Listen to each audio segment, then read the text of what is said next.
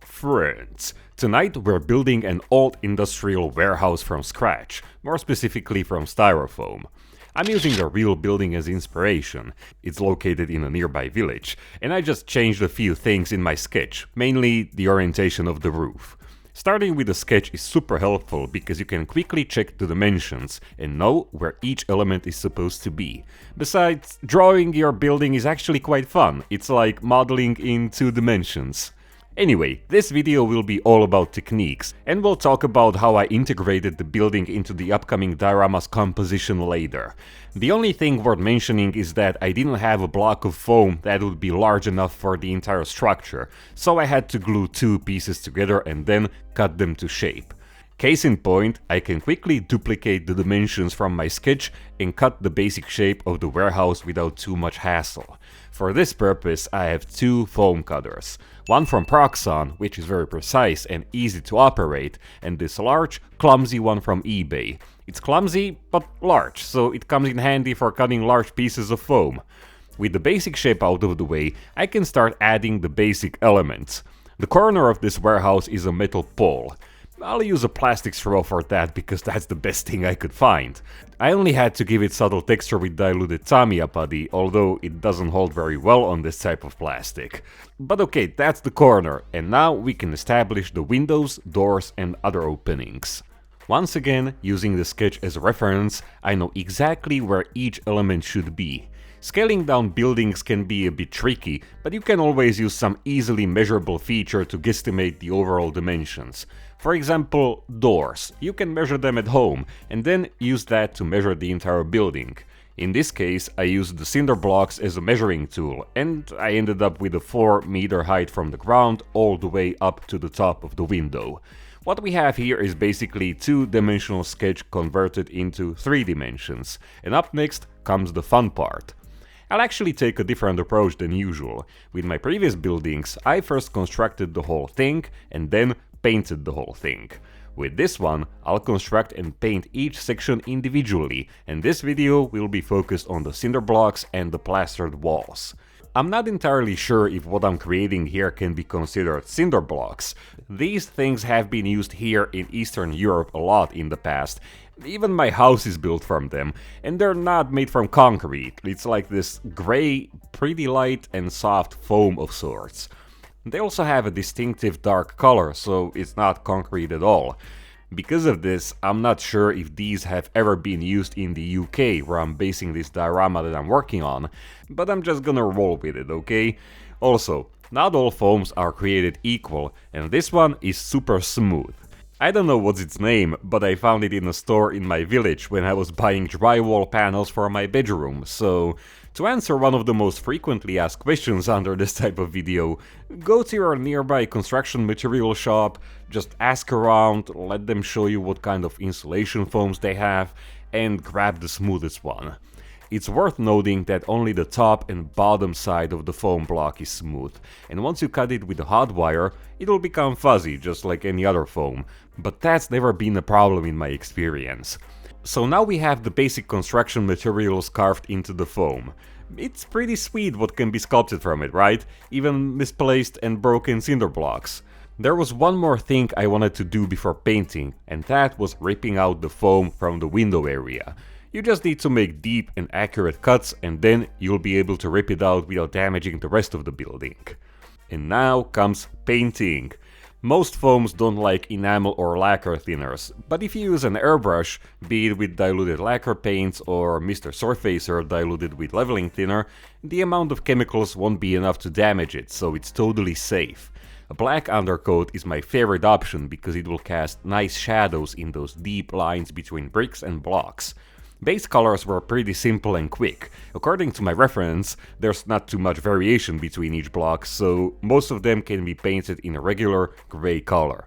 Although I painted some of them in different tones, it's just not really necessary. Most of this will be toned down with mortar lines, and additional variation can be quickly added with weathering. The only notable difference is between the old and new cinder blocks. The new ones, cast from concrete, are very pale, almost white. They also have sharper corners and smoother texture, which means you have multiple ways of distinguishing different building materials: texture, color, and weathering, which we'll add later. So that's our base coat. Everything looks pristine, but pretty interesting already. The block walls will help us with the plastered surface, but first, let's add the mortar lines. And for those, I like to use lightweight acrylic putty, also known as wall repair putty. Probably. It has a firm, foamy feel to it, so it's not like regular putty, which feels more like a paste. It also doesn't stick to the surface so well and so quickly, so it doesn't leave a huge mess after you're done blending it.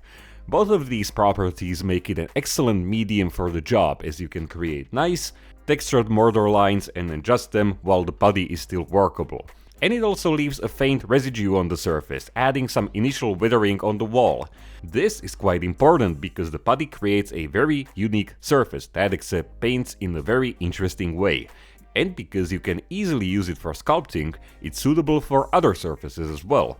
Here I'm creating a rough patch of concrete that was used to fix the broken wall. A flat silicone brush acts as a trowel. The application is the same as in real life, and the resulting texture looks also pretty authentic. So that was pretty quick, wasn't it? And the difference is huge. Now I could proceed to the weathering phase, but I'd like to weather the entire wall at once. So that means creating the plastered walls. Because they're basically another layer of the wall, I like to make them from very thin sheets of styrofoam. These can be easily cut with the hot wire, you just need to dial the cutting distance and the heat. If it's a success, you can achieve paper-thin sheets that are not only in scale, but they make the next task easier. Because let's be honest, tracing and matching the shape of the wall perfectly wouldn't be an easy task if you didn't see the surface behind it, right? Especially when the wall is damaged with irregular cracks. However, I would advise against using a pen because the ink will get constantly reactivated by water and it'll seep into the paint job, and that's not cool at all. Overall, this approach saves you time because you don't have to sculpt and paint the bricks behind it, and it once again comes back to the initial sketch of the building, because you know exactly how things should look. So after it was all held in place with PVA glue, I mixed a grayish-brown concrete color of sorts. This will serve as a primer.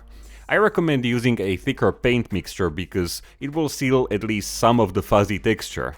It's also very important for the painting process, and this actually brings me to the most magical part of this project, adding texture.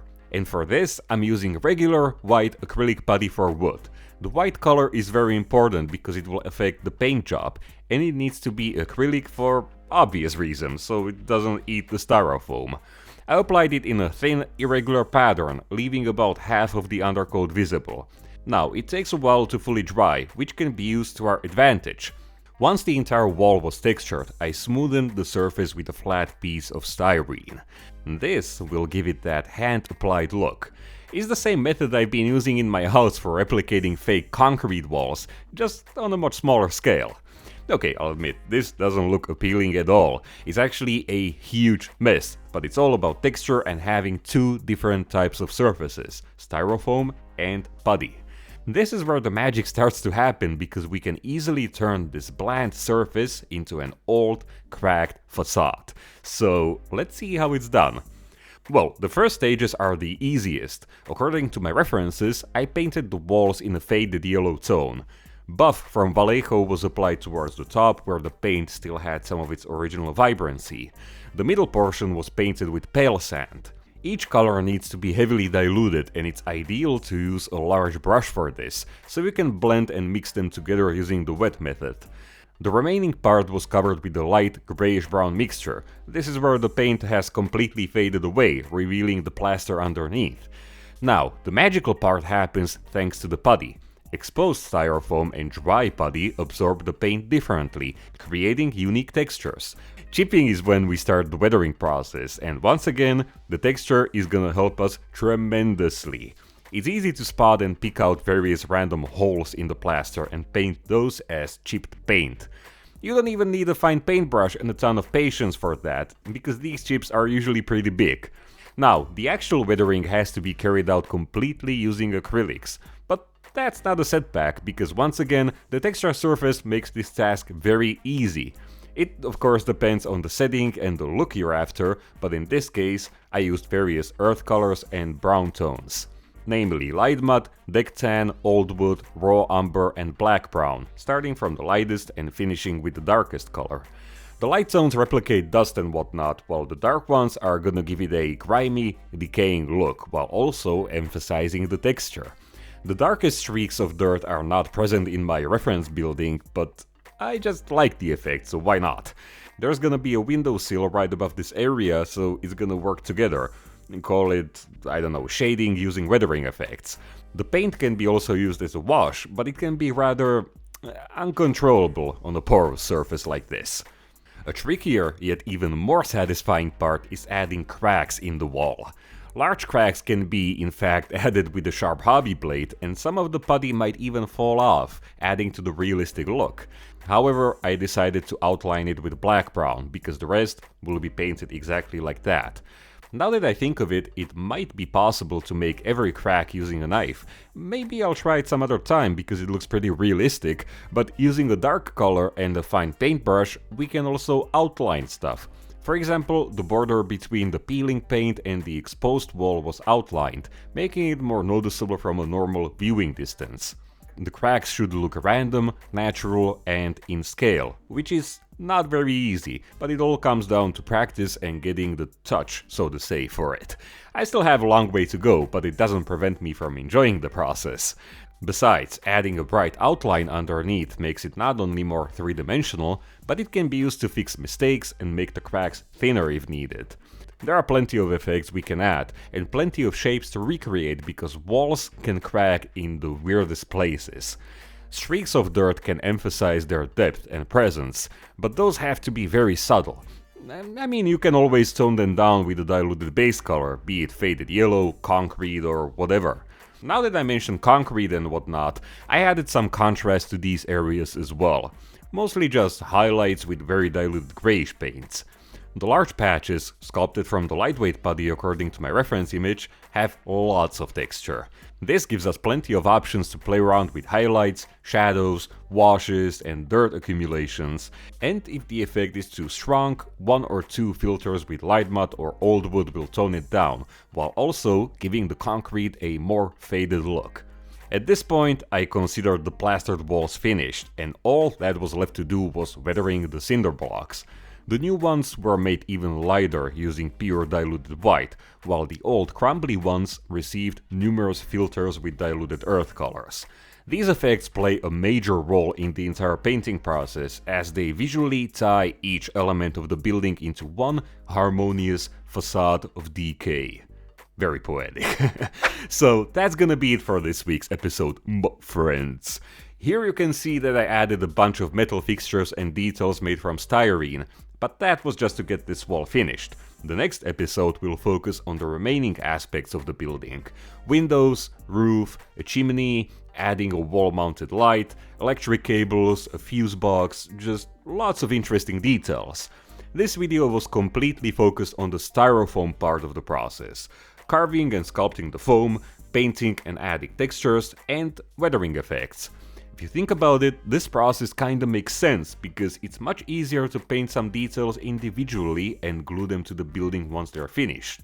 In fact, some effects would be next to impossible to pull off with every element glued in place. For example, I can't imagine painting fine streaks of grime if a hanging electric cable was standing in my way.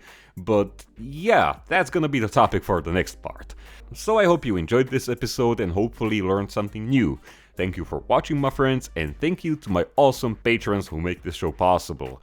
If you like what I'm doing, want to get more of it, and in return support my work, you can go to my Patreon page and see what kind of reward would you like. I'm posting there almost every day with updates from my workbench. We can get in touch through DMs, comments and emails. I'm posting 1 week early ad-free videos, so you could watch the second part right now. I also have some small 3D models for detailing your models and dioramas, a bunch of reference photos from the real world if you need inspiration for all the buildings, landscapes and so on, including this building, and these beautiful studio photos which you can download in full resolution. Alright, dear friends, it's been almost a year since I did my last styrofoam building, which was the old French house for a Normandy 1944 diorama.